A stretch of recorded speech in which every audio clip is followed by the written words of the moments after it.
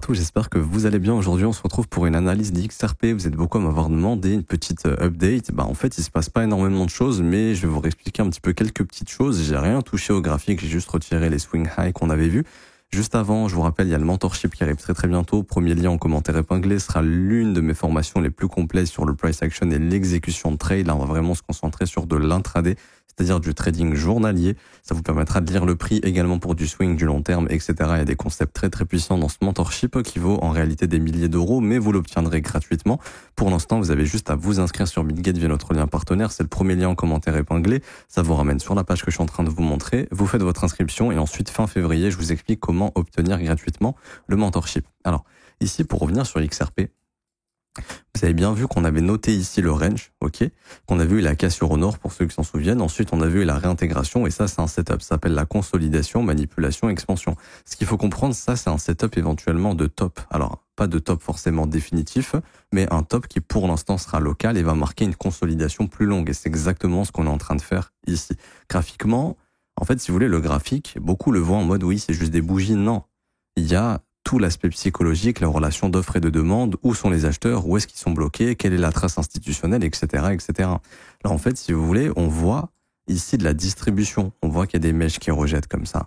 Ça, c'est pas n'importe qui. Ça, c'est des gros poissons ici qui ont vendu, parce que s'il n'y avait pas de gros poissons qui vendent, le prix il continue de monter. Donc là, on sait que ici, sur ce breakout, il y a de gros poissons qui ont distribué des positions.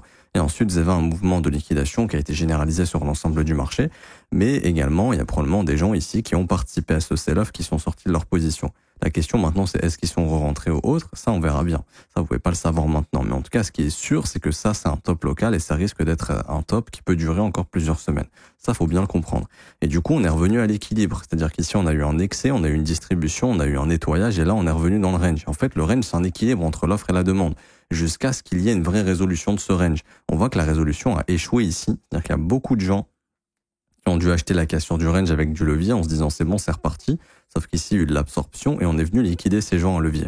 Et maintenant, ce qu'on attend d'observer, c'est une vraie sortie du range, c'est-à-dire soit une sortie haussière ou baissière.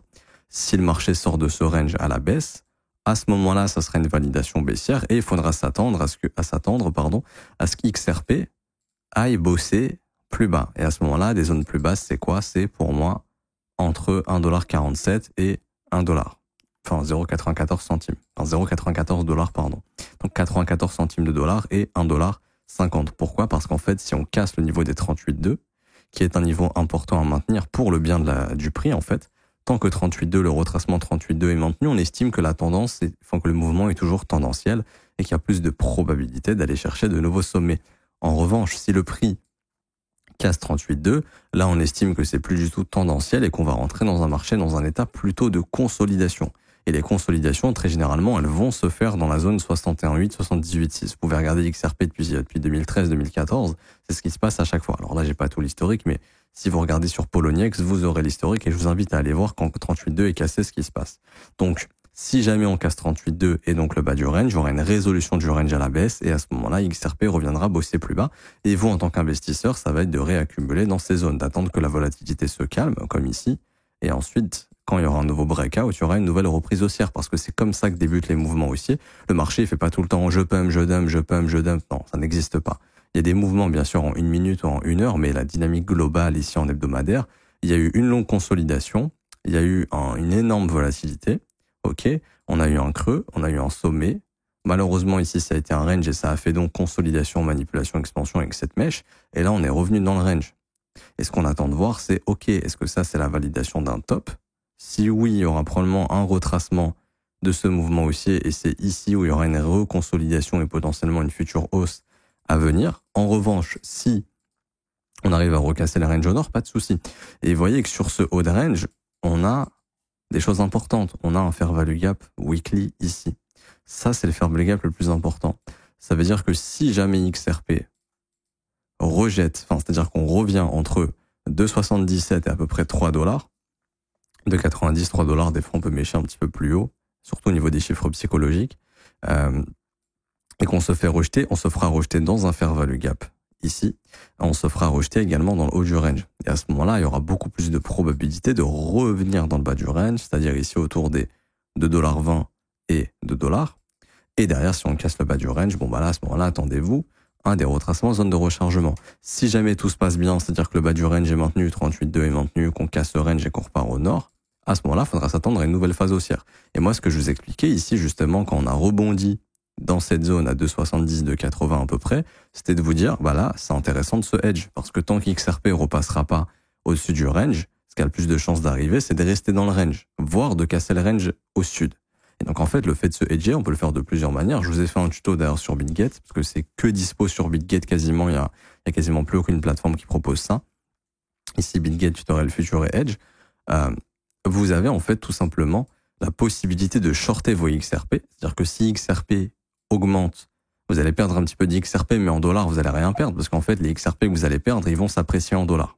C'est comme si demain, j'achète un Bitcoin à 50 000. Si je me hedge à 50 et que le Bitcoin il revient à 25 000, je vais avoir 2 Bitcoins. Donc quand je vais fermer mon hedge, je vais me retrouver avec 2 Bitcoins qui valent 50 000. Donc j'aurai toujours l'équivalent de 50 000 $, tout simplement. Et du coup, ici, où il est possible simplement de vendre ses XRP sur du spot, de vendre une partie et de racheter le bas du range. Ça, c'est une façon de trader le range. Et en plus, le range ici, il est très volatile.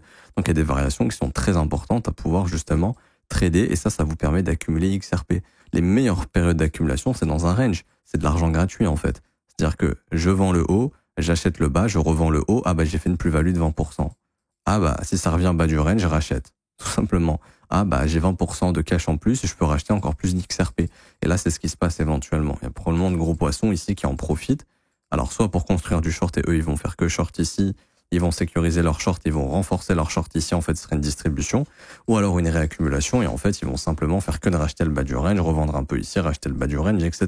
Parce qu'on sait qu'XRP est surtout friand de consolidation, suffit d'observer son prix, c'est de la consolidation 3/4 du temps. Et en soi, les marchés, c'est ça, mais XRP, c'est encore plus ça. Et du coup, ici, si jamais il y a une résolution haussière, quels seraient les objectifs haussiers?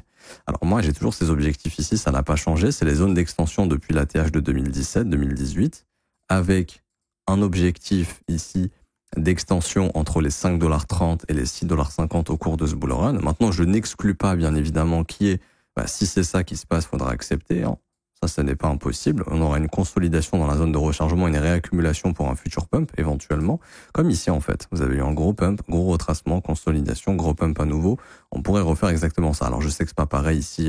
XRP s'était fait attaquer par la SEC, etc. Mais pourquoi pas? Les ETF XRP risquent d'être approuvés, donc je pense qu'il y aura des inflows sur XRP, et donc je pense tout naturellement qu'on ira plus haut au cours de ce cycle. Et donc là, on a ces objectifs 5,29 $, 6,50 $. Maintenant, on a toujours les objectifs également de cette consolidation et de cette cassure haussière. Donc là, on va chercher des objectifs d'extension dérivés du chiffre OPI qui fonctionnent très très bien, avec une zone à 3,70, 4,49, donc là c'est un peu plus conservateur. Et puis si jamais on part du principe que tout ça c'était une phase d'accumulation, à ce moment-là il y a même moyen d'aller chercher des extensions beaucoup plus importantes. Premier objectif 3,65, ça n'a pas encore été atteint. Deuxième objectif en confluence avec le précédent à 5,91 $. Et là dernier objectif ce serait d'aller chercher entre 9,47 et 11,71 $, ce qui en soi serait pas mauvais non plus. Je pense pas qu'on ira bien plus haut que les 10-15 $ pour être honnête. Alors je sais qu'il y en a plein qui vont être offusqués, mais qu'est-ce qu'ils racontent, machin. Encore une fois, il faut bien comprendre que la notion de capitalisation est importante. C'est important de comprendre ça. Il y a des institutions qui regardent ce genre de data et pour eux, le jour où ça atteint 1000 milliards, pourraient se dire ok, c'est survalorisé pour l'instant, ça ira peut-être chercher plus haut plus tard. Mais ça, faut bien le comprendre. On parle ici d'une crypto-monnaie, ok. Demain, il n'est pas impossible que le protocole Ripple, il y ait une boîte qui se monte en bourse et que ça aille spéculer sur cette boîte en bourse. Ok? Parce que si tu veux faire des audits, si tu veux prouver que tu gagnes de l'argent et tout, t'as nul autre choix que de te faire auditer. Si tu veux être introduit en bourse, de créer une société, qui est des investisseurs solides, qui viennent soutenir ta société, etc., et soutenir Ripple. Ok? Donc, par exemple, ça pourrait passer par une création de boîte, se réguler aux États-Unis, puisque c'est beaucoup plus crypto-friendly, après que tous les problèmes avec la SEC soient réglés, que les amendes soient payées, etc. Là, c'est une hypothèse que je suis en train de dire. Mais à ce moment-là, il y aurait de l'intérêt pour des institutions à aller s'exposer sur cette boîte. Ok? Je dis pas qu'elles n'ont pas d'intérêt à spéculer sur XRP, mais il faut comprendre que ça reste dans l'aspect crypto-monnaie. Si tu veux devenir un mastodonte, un géant, en dehors du Bitcoin, qui serait le gold digital, je pense qu'il va falloir aller chercher la valorisation en bourse, c'est-à-dire ce côté au Nasdaq, etc., etc. Enfin bref. Et du coup, si on atteint à peu près 10 $ sur ce cycle, ça nous ferait Ici, un XRP avec à peu près, alors bon, de tête, je dirais 578 milliards de market cap. Mais bon, là, on va calculer rapidement, mais ça doit être ça.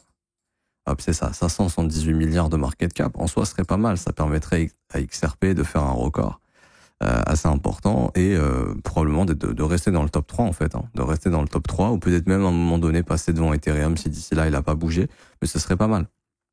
Ce serait pas mal. Après, on peut peut-être aller un petit peu plus haut, mais si vraiment vous êtes dans une optique d'aller chercher 2000, 3000, 5000, etc., plus, je pense pas que ça se fera en crypto. Je pense qu'à un moment donné, la boîte Ripple va être cotée au Nasdaq et que ça sera probablement cette boîte-là où il y aura les chiffres audités, etc., etc. Il y aura des introductions en bourse. Et rien ne vous empêchera d'aller acheter l'action si jamais un jour cette boîte est faite. Peut-être que ça a déjà été fait. Je sais pas, j'ai pas vérifié. Mais en tout cas, je crois pas qu'il y ait la boîte qui soit cotée au Nasdaq, par exemple. Et ici, en fait, ça leur permet de faire une levée de fonds aussi en soi, parce que eux, quand ils cash out, ils vendent du XRP, ils récupèrent du cash derrière, et s'ils ont envie de fonder une boîte, ils peuvent le faire, par exemple. Ok. Donc je m'arrête ici. J'espère que ça vous aura plu. Si c'est le cas, n'hésitez pas à bombarder les pouces bleus, vous abonner si ce n'est pas déjà fait, à mettre des commentaires également. Merci à ceux qui jouent le jeu. Je vous rappelle, commentaires épinglés, copy trading, formation gratuite, mentorship, vous avez plein de contenus gratuits. Le copy trading, le but c'est pas de vous rendre multimillionnaire, je le dis à chaque fois. Le but c'est de faire 20, 30, 40% annuel. En tout cas, c'est les objectifs qu'on a actuellement au niveau du déroulement des stratégies, tout simplement. Pour rejoindre, c'est 100% gratuit. C'est le premier lien en commentaire épinglé. Vous conservez 100% des gains d'ailleurs. Vous vous inscrivez sur Bitget via notre lien partenaire. Vous remplissez ce petit formulaire juste ici. Prénom, email, identifiant Bitget. Vous cliquez sur rejoindre et ensuite vous avez juste à cliquer sur configurer le copy trading. Il y a 4 vidéos à regarder. 1, 2, 3, 4. C'est 4 tutoriels qui vous montrent comment configurer le copy trading sur votre compte. On ne peut pas toucher à vos fonds. La seule chose qui se passe, c'est que quand on exécute un trade, ça se réplique instantanément sur vos comptes sans que vous ayez à faire quoi que ce soit. Et pour ceux qui veulent rejoindre l'école et se former à mes côtés et accéder au Discord privé des élèves pour poser toutes vos questions à moi-même et aux professeurs, ça se passe dans l'école, c'est 49 € par mois, c'est sans engagement. Vous pouvez essayer 1 mois et arrêter après. Vous avez aussi les offres 3, 6 et 12 mois et vous aurez aussi accès à la formation de l'école qui est la formation la plus complète, 19 heures de cours vidéo, 8 modules qui vous forment de A à Z. Vous avez également les témoignages des membres juste ici si vous souhaitez les lire. Je m'arrête ici. Bonne journée à tous. On se retrouve très bientôt. Ciao, ciao.